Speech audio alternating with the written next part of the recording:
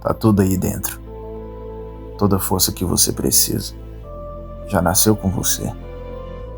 Mas sabe qual é o problema? É que você desacredita de si mesmo antes mesmo de tentar. Espera o mundo te reconhecer,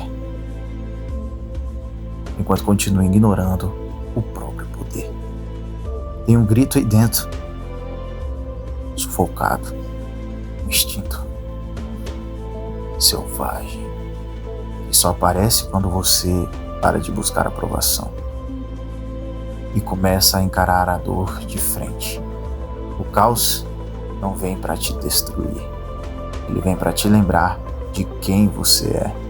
Você não precisa de motivação, você precisa de silêncio e coragem.